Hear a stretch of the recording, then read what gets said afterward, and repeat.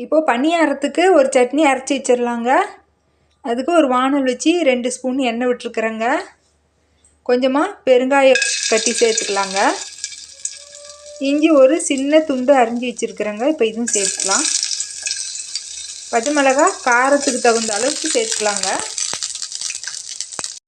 தக்காளி சின்ன சைஸு பழம் 2 அரிஞ்சு வச்சுருக்கேங்க தூளாக. இப்போ இதில் சேர்த்துக்கலாங்க.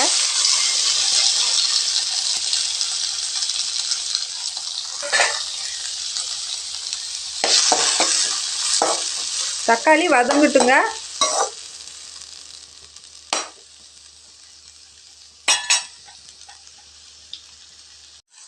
தக்காளி வதங்கிடுச்சிங்க.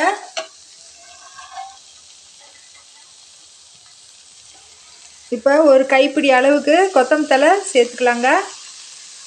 இது அடுப்பை நிறுத்திட்டு சும்மா இந்த சூட்டுலேயே வதக்கினா போதுங்க, ரொம்ப வதங்க வேணாங்க.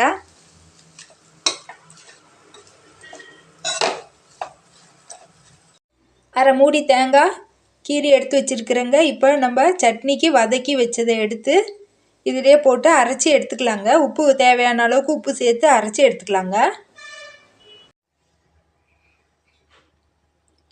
இப்போது சட்னிக்கு ஒரு தாளிப்பு கொடுத்துர்லாங்க. வானலில் 1 ஸ்பூன் எண்ணெய் விட்டுருக்குறேங்க. கொஞ்சமாக கடுகு சேர்த்துக்கிறேங்க.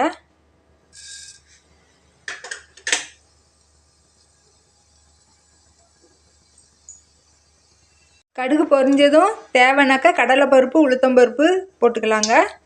நான் வெறும் கருவேப்பிலை மட்டும்தாங்க சேர்த்துக்கிறேன்.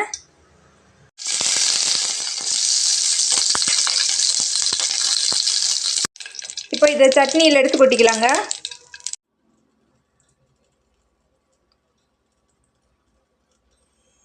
எல்லாருக்கும் வணக்கங்க. இன்றைக்கி ஒரு கார பணியாரம் செஞ்சு பார்க்கலாங்க. அதுக்கு 1 டம்ளர் அரிசி நல்லா 3 தடவை கழுவிட்டு அரிச்சிட்டு ஒரு 3 மணி நேரமாக ஊறி இருக்குதுங்க. இது ஜாரில் எடுத்து தண்ணி வடிகட்டிட்டு ஜாரில் போட்டிருக்குறேங்க. உளுத்தம்பருப்பு 1 டம்ளர் எடுத்துருக்குறேங்க. பாசிப்பருப்பு 1 டம்ளர் எடுத்துருக்குறேங்க. அரிசி 1 டம்ளருங்க. 3மே ஒரு டம்ளர் எடுத்துருக்குறேங்க. இப்போ இது அரிசியை கொஞ்சம் நல்லா சுற்றிட்டு அப்புறமா பருப்பையும் போட்டு நல்லா அரைச்சி எடுத்துக்கலாங்க. இது புழுங்கல் அரிசி தாங்க ஊற வச்சுருக்கிறேன், பச்சரிசி இல்லை.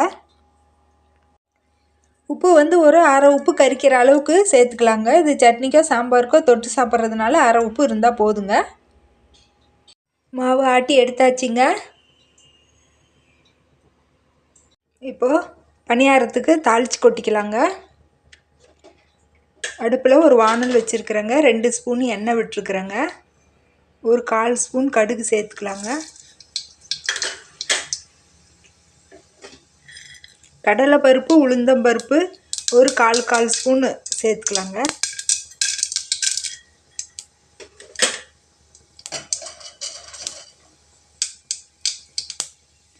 பெருங்காயம் கொஞ்சம் சேர்த்துக்கலாங்க.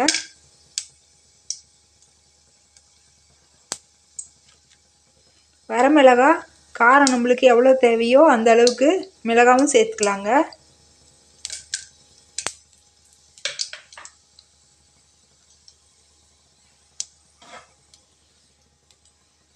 வெங்காயம் அரிஞ்சு வச்சுருக்கிறேங்க.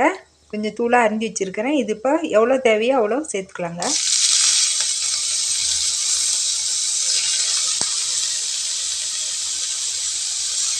நான் கொஞ்சமாக செய்கிறதுனால எல்லாம் அளவு கம்மியாக சேர்த்துக்கிறேங்க. அளவுக்கு தகுந்த மாதிரி சேர்த்துக்கலாம். கருவேப்பிலை கொஞ்சம் சேர்த்துக்கலாங்க.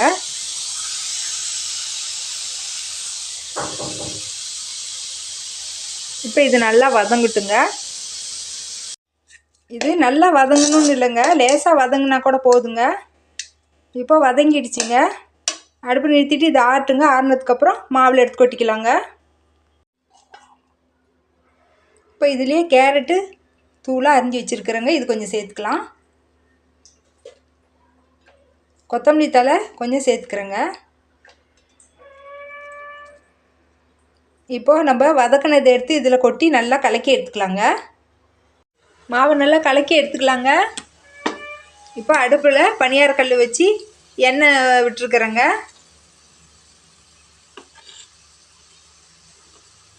இப்போ மாவு எடுத்து கொஞ்சம் கொஞ்சமாக எண்ணெயில் விட்டுக்கலாங்க.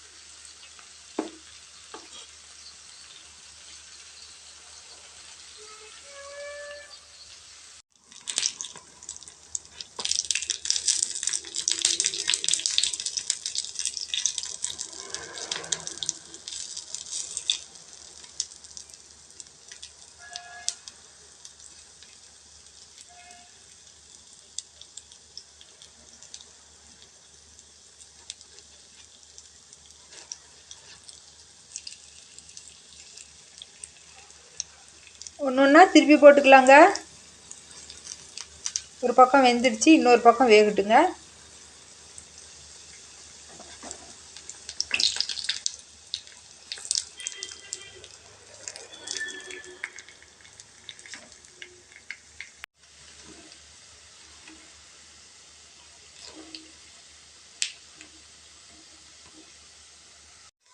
இந்த பணியாரத்துக்கு பருப்பு போட்டிருக்கிறதுனால கொத்தமல்லி சட்னி, தக்காளி சட்னி, கார சட்னி இந்த மாதிரி நல்லா இருக்குங்க.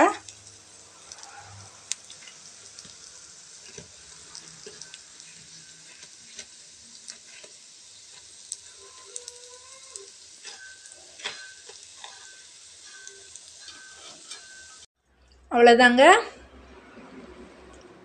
பருப்பு கார பணியாரமும் கொத்தமல்லி சட்னியும் தயாராகிடுச்சுங்க. இந்த மாதிரி செஞ்சு பாருங்கள், நல்லா ருசியாக இருக்குங்க. இன்னொரு வீடியோவில் பார்க்கலாங்க. நன்றிங்க.